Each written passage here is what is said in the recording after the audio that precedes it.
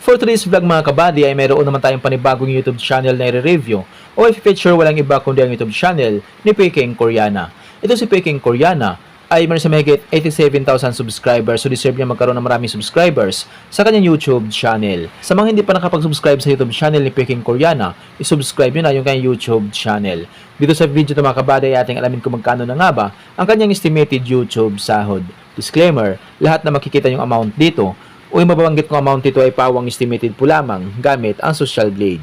Ang Social Blade ay isang public website na kahit sino ay pwedeng tumingin dito at maaari nyo rin makita ang lahat ng mga estimated YouTube sahod ng mga vloggers or content creator.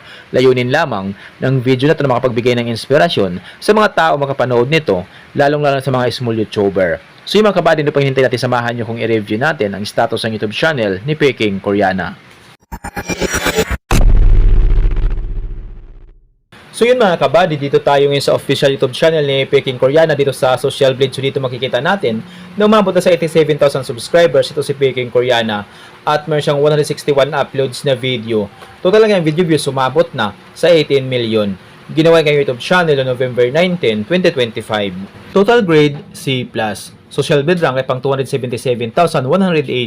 Subscriber rank ay pang 2,366. Video views rank ay pang 1 million. 135,062.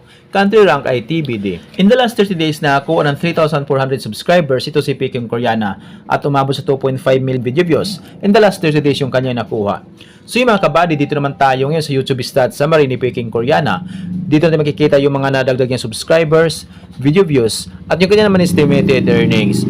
Pero yung titingnan natin dito mga kabady ay yung kanya daily average at weekly average. So sa kanya daily average na kuha siya ng $21 up to $336 i-convert sa peso. Simula ito pag-convert sa lowest number siyang $21 i-times natin sa 59 ay may siyang 1,239 pesos na posibleng kitain sa loob ng isang araw. At kung mabot niya yung highest, umabot sa $336 i-times sa 59 ay may siyang 19,824 pesos na posibleng kitain sa loob ng isang araw. So yung mga kabady, dito naman tayo ngayon sa kanyang weekly average. So sa kanyang weekly average ay meron siyang $156 up to $2,500 i-convert sa peso. Simula ito convert sa lowest na mayroon siyang $156 i-times ito sa 59 ay meron siyang 9,204 pesos na posibleng kitain sa loob ng isang linggo. At kung mabot niya yung highest, umabot sa $2,500 i-times ito sa 59 ay meron siyang 147,500 pesos na posibleng kitain sa loob ng isang linggo. So yung mga kabady, dito naman tayo ngayon sa kanyang estimated monthly earnings. So disclaimer po lamang mga kabady, ang video na ito ay layunin lamang na makapagbigay ng inspirasyon sa mga tao makapanood nito, lalong-lalo sa mga small YouTuber. So dito sa estimated monthly earnings ni Inday Krishna ay meron siyang $629 up to $10,000 i-convert sa peso. Simula ito convert sa lowest na mayroon siyang $629 i-times natin sa 59 ay meron siyang 37,111 pesos na posibleng kitain sa loob ng isang buwan. At kung mabot niya yung highest, sumabot sa $10,000 i-times natin sa 59 ay meron siyang 590,000 pesos na posibleng kitain sa loob ng isang buwan.